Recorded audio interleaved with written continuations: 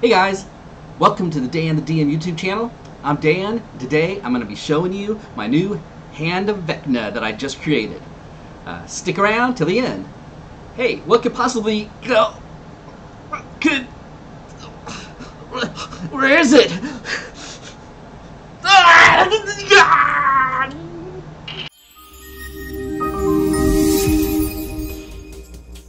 Whoa, what happened to that guy?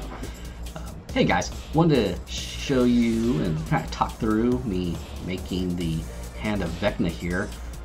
It actually went through quite a few stages. If you look in the description, you can actually find the STL on Thingiverse of the Hand of Vecna that I started out with. Some of you may have seen the video, and you can see it up here in the left. You can see it up here in the right corner.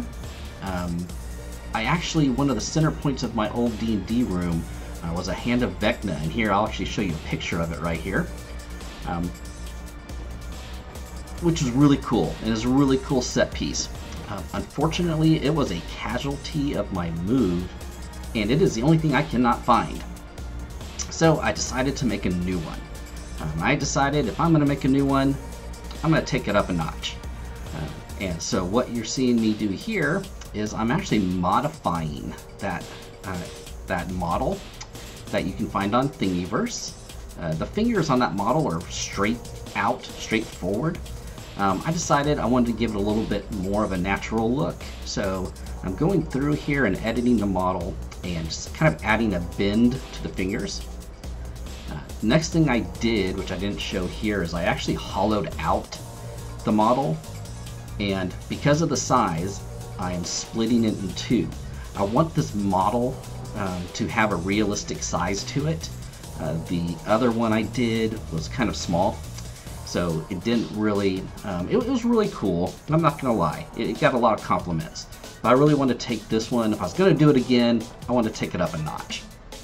So what you see me doing here is splitting it in two and creating two STL files. So here it is in my 3D printer software. This is where I'm actually getting ready to slice it.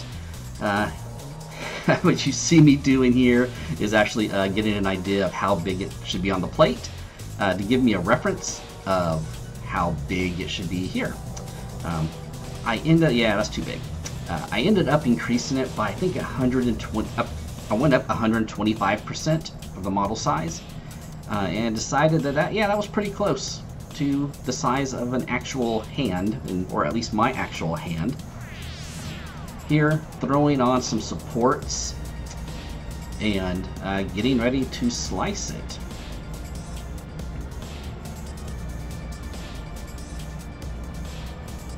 These models were pretty intense. I guess just the whole geometry of it and the everything about the model. It took a long time to slice. It actually took me about an hour to create the file. I am not going to make you sit through it. So here you see after I've printed the models. Safety first, which I'm the last person to ever say that. I know, trying not to be a hypocrite. But here you see me taking the model off the printer. Always want to throw that guard back on the printer because do not want to get any alcohol in the resin. That would do bad things and waste a lot of resin. I'm already using enough resin here.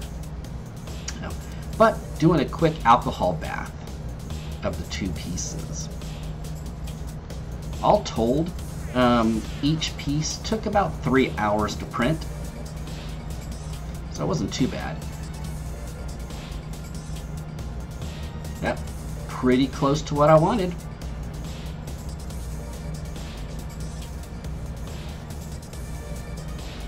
So one tip, something I do, is I actually leave it in the alcohol bath for a while, usually like overnight. What I found is that actually makes it a lot easier to get all those supports off. It's not great for little miniatures if you have swords and things like that on them, because it makes them kind of weak too, but for a big piece like this it works great. The supports almost just peeled off. If you notice those two big pieces on there, Just so you guys know where that's coming from is I think there's actually an issue with my printer. A couple of maybe the LED screen might have either a tear in it or a hole in it. But as you can see in both those models, kind of that same thing occurred. You can even see it better here. So what I'm going to be doing now is taking that piece off with my handy dandy Dremel piece. Be sure to wear a respirator because I am about to create a lot of dust. A lot of resin dust. That is not great to breathe that in. I really need to get a better method for doing my sanding and things. You guys have probably seen in other videos. It's not the neatest thing. I get dust everywhere in my studio, and I know it's not great for all my electronics. So I've got to come up with a better idea for this eventually, but I didn't for this. But that said, kind of fast forward through this. I used two of my Dremels, one with a disc to help me clean up a majority of those and kind of contour the fingers and everything. And here I'm going back with my little Dremel and just kind of fine tuning it. I'm cleaning off a lot of the little dots and things left over from the supports, just trying to smooth things out. Alright, here it is after I've cleaned it up, the Dremel, sanded it, and now I'm getting ready to put it together.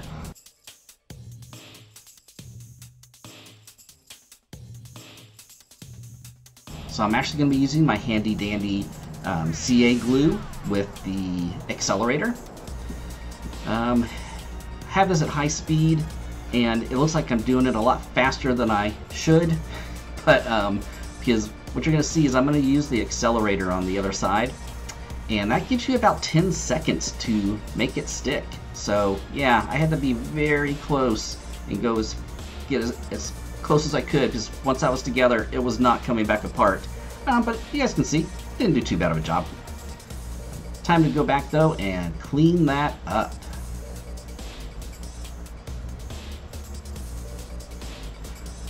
So as I'm cleaning it up, there's still little gaps, and what I'm actually going to do is I'm going to use some more of the CA glue, and I'm going to do it while I have some of that dust on there from the actual resin dust. And my thought was that resin dust is going to get in there and actually help it seal up that the ridge. One thing I'm going to try here pretty soon is, instead of the accelerator, I have seen people use baking soda, which my understanding is that works just as well as an accelerator. It really makes that CA glue just dry super quick. So that might have actually been something that may have worked well in this situation.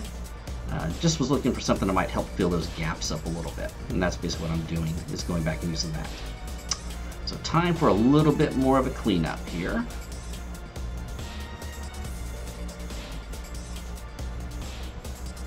I have to admit that, and I've said this before in videos, is I do get kind of a rush. A lot of my things are for tabletop ready. This isn't just going to be a display piece, so maybe I took a little bit more time on this. But another thing is, this is still the raw piece. That's kind of scary, isn't it? I'm kind of testing to see if it would fit on my hand. I don't know why somebody would do that. That's just crazy. But what I was going to say is, the cleanup piece part of it, I'm going to be doing lots of layers of paint on it. So one of my thoughts was, a lot of this can be masked with paint. I'm also going to be doing a flesh effect on it, which is going to be coming up here later in the video, which some of you may have seen. The dragon I did, my undead dragon, that was my giveaway for the 250 subscribers. You can see a link to it up here. That's where I got the idea for the flesh technique I'm going to be using later. So all that to say, not to get ahead of myself, but to basically say that a lot of these blemishes and things that aren't perfect at the cleanup stage are going to be covered up. Here I'm putting on some base coats. First I put some primer on, then I'm using this light green because it's going to be a undead green hand. So here I'm going to start painting, and you're going to just see me doing lots of layers of paint. But you know what? Maybe you can just sit back and enjoy this painting part, because I'm not a professional. This is not a painting tutorial. So, hey, let's listen to some music and enjoy this part of the video.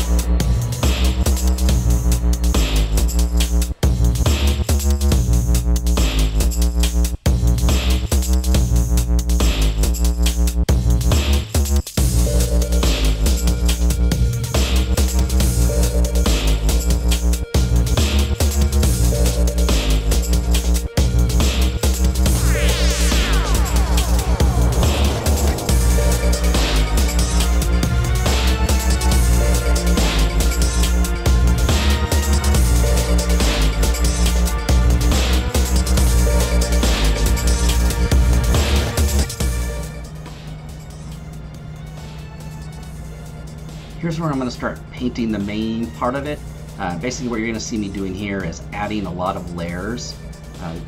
Not a huge variance in color, but kind of a few different colors, different shades of green, and in a little bit after I put this on both sides, you'll see me coming back and starting to blend it in almost a dry brush technique. So let's enjoy this part of the video.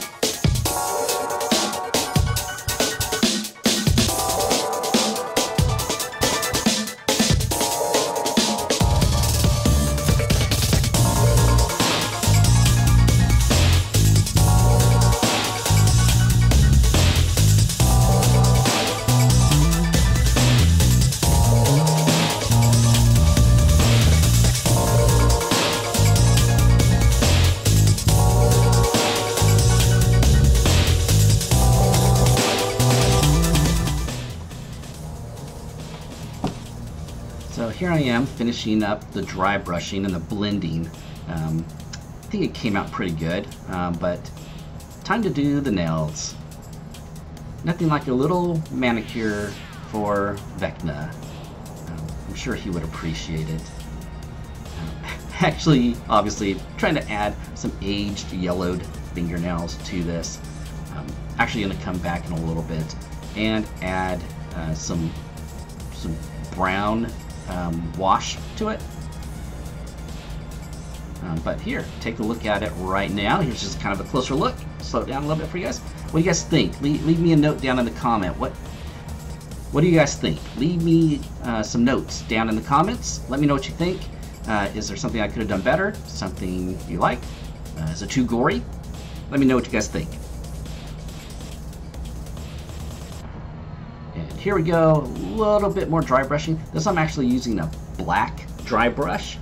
Just kind of go through and do some highlighting to it. kind of going over all those different ridges and the bone structure and the veins. And this is where I'm actually going to use some of the black dry brushing on the nails to give them a little bit more of an aged look. It also kind of helped blend a little bit on the severed part. Kind of blend in that green into the red peat part.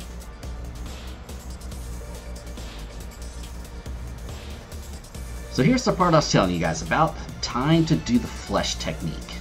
So what I'm doing here is I'm actually taking tissue.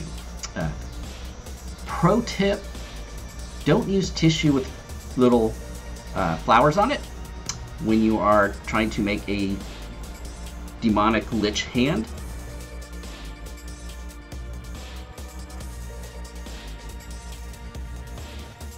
It makes him look like he was covered in tattoos of little flowers, which, you know, that could actually be kind of cool. I'm sure there is something we could probably design a story around on that. That said, we put down the tissue paper, we spray it with some alcohol. I am using alcohol.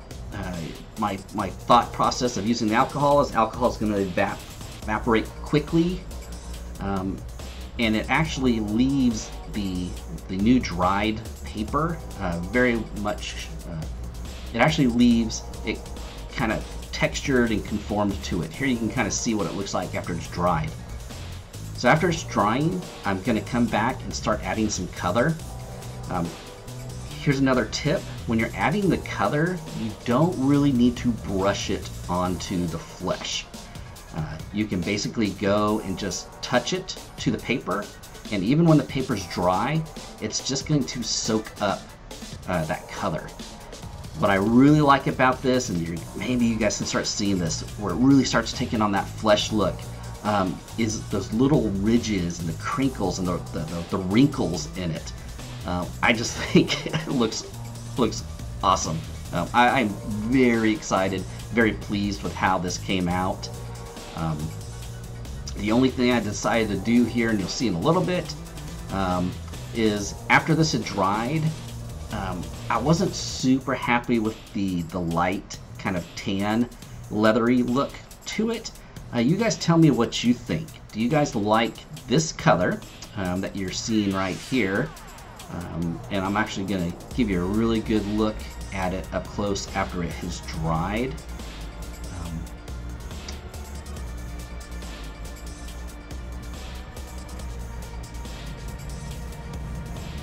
So what do you guys think? Do you like this? I could have been done right here, but I honestly wasn't super happy with the light brown look.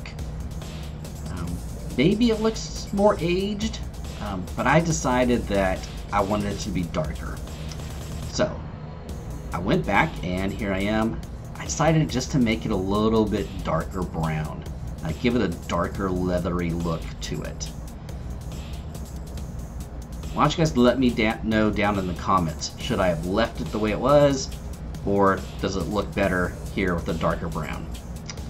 Once I started making a darker brown though, I was pretty committed to it, so there wasn't really any going back. Last thing I did,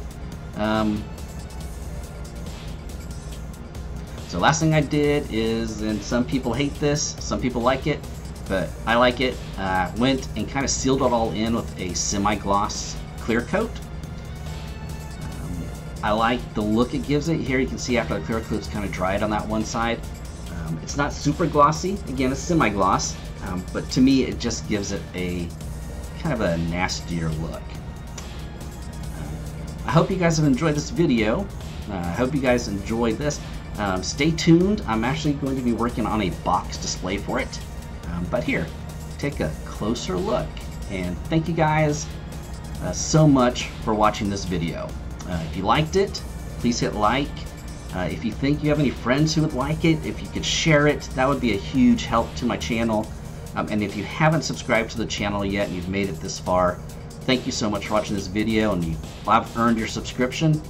Please subscribe to the channel. It's free, and it's a huge help to us small YouTube channels. I hope you enjoyed the video, and thanks for watching.